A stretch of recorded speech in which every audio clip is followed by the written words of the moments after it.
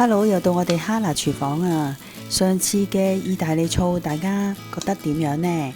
係咪好好味呢？剩翻嘅意大利醋呢，以後都會有好多菜式教你哋做㗎。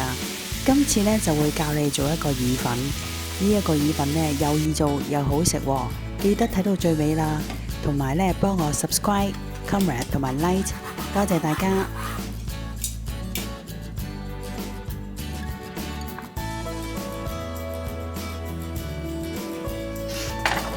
梅頭豬扒2塊，將佢洗乾淨，停乾水之後呢，我哋再用廚房紙，再將佢印乾啲。咁一陣我哋醃嘅時候呢，佢就會入味啲㗎啦。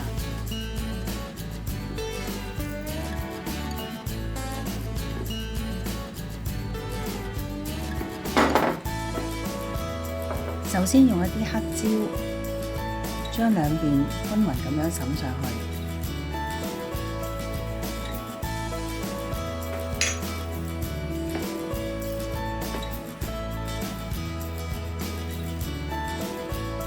然後再加入鹽，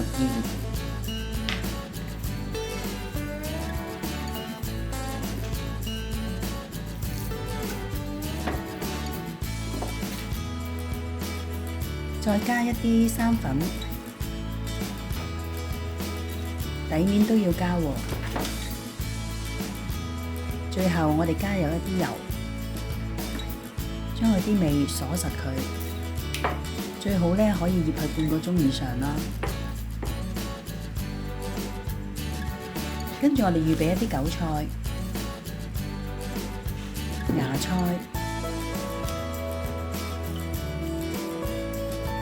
喺未煎豬扒之前呢，我哋將啲根略將佢剪開，等一陣煎嘅時候佢就唔會捲起㗎啦。韭菜我哋將佢切短，大約好似手指尾咁細段嘅長度就啱㗎啦。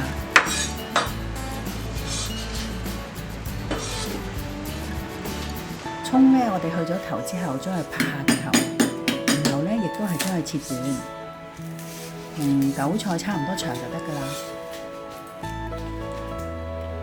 然後我哋嚟較個汁，上次用嘅意大利醋，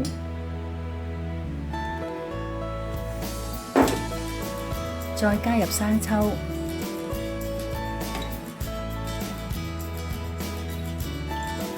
同埋一啲糖，你參考返我嘅份量欄就得㗎啦。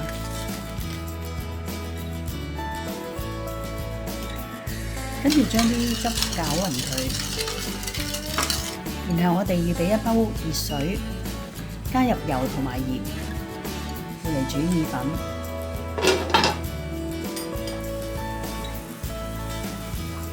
意粉呢，我哋睇返呢，意粉後邊有一個煮幾多分鐘，佢會教你嘅。跟住我哋就減返2分鐘到就得㗎啦。跟住呢，我哋就要將豬扒煎咗佢啦。大約加2大匙嘅油落去，慢慢咁將豬扒煎咗佢。首先呢，我哋用大火，塊豬扒擠咗入去呢，唔好咁快喐佢喎，等佢慢慢咁煎。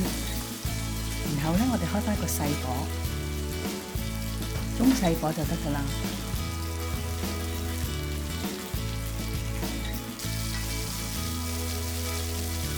煎到佢有啲金黃色咁樣呢，我哋就將佢反轉，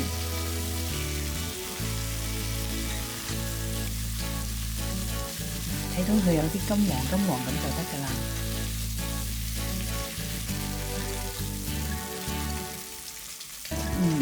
咁我哋就可以攞起佢啦。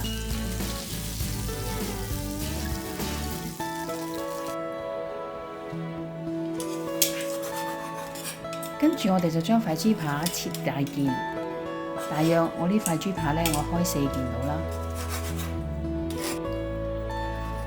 豬扒呢要煎熟佢喎，但係呢又唔使太過熟嘅，8、9分熟就得㗎啦。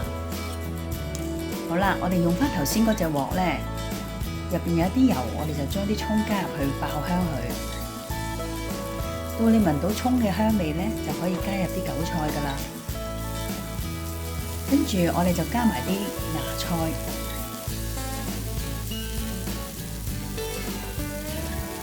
將佢全部嘅菜炒勻佢，好快咁樣呢就可以加入我哋嘅意粉啦，唔需要炒好耐㗎。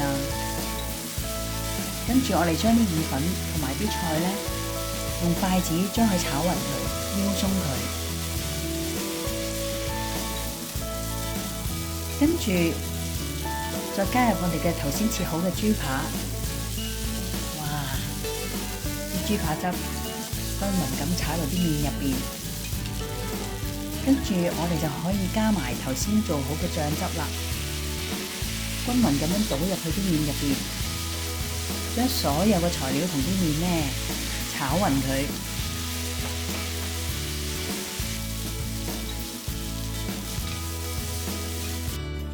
炒勻啦，咁我哋就可以上碟啦，係咪好簡單呢？